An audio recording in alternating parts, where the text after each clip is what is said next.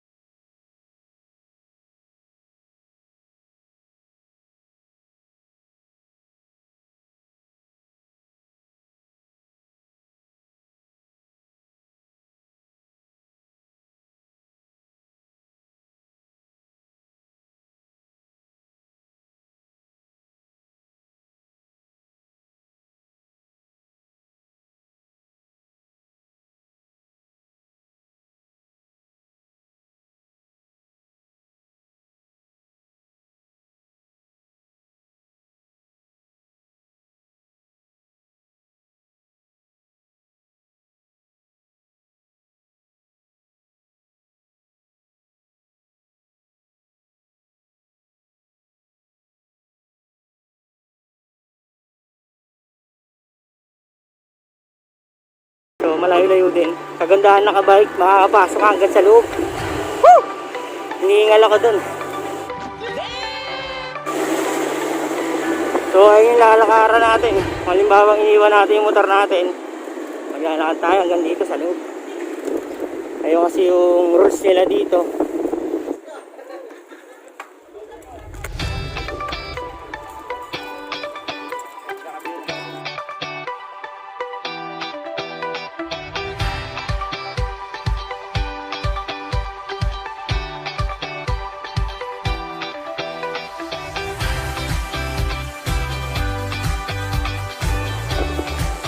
yung mga sasakyan na miniminti namin. Yan. Yung mga nakaparking. So, madami-dami pa.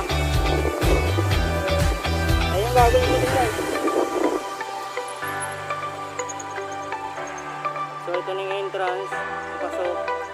Mamaya na lang guys. So, nandito na ako guys. Mamaya na lang. Nice.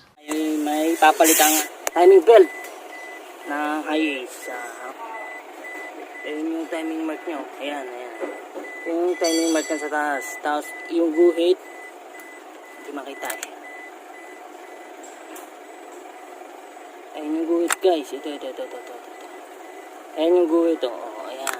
Ayan ang guhit. So, tapat na siya guys. Sa baba. Baka nandiyan kanina yun eh.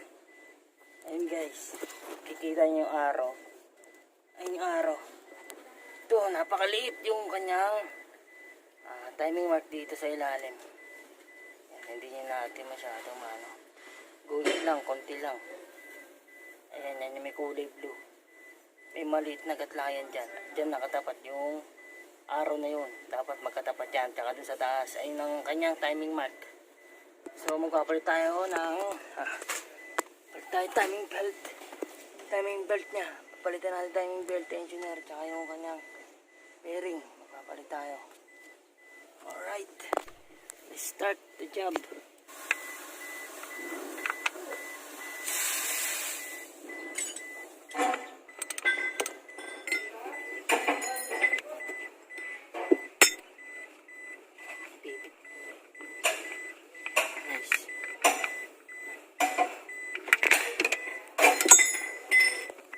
Malaki dito sa ano niya.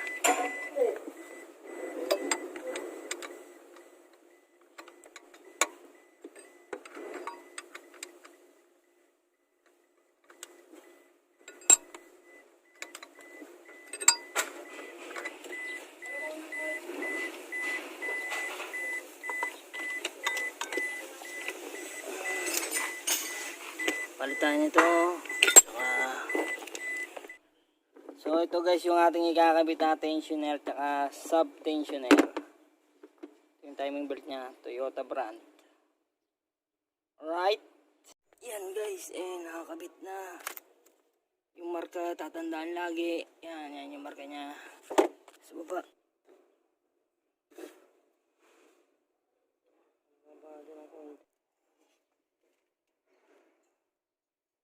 Kakabit na yung tensioner bearing, kakabit natin yung sub-tensioner. So guys, okay na yung timing niya. So ayan, yung kita nyo yan parang may pin. Huwag yung basta-basta huhugutin yan. Huwag yung basta-basta hugutin kasi pag hinugot nyo na yan, mahirapan na kayo magbalik ulit yan.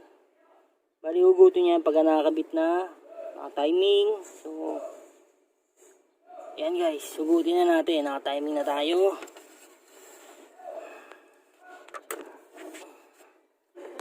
Yun, laban na yan. So ayun yung magbibigay sa kanya ng tension dun sa tensioner bearing natin. So kompleto na. So bago natin i-start guys, ikutin muna natin itong kanyang crankshaft para double check lang kasi ikutin natin kung talagang walang tumutukod sa kanya. Ikutin na.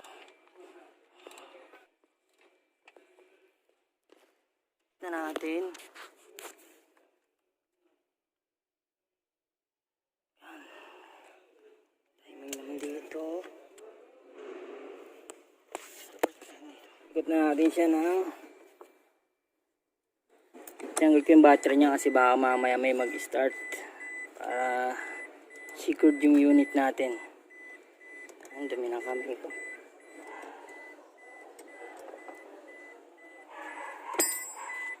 Pwede natin siya i-start guys kahit walang cover.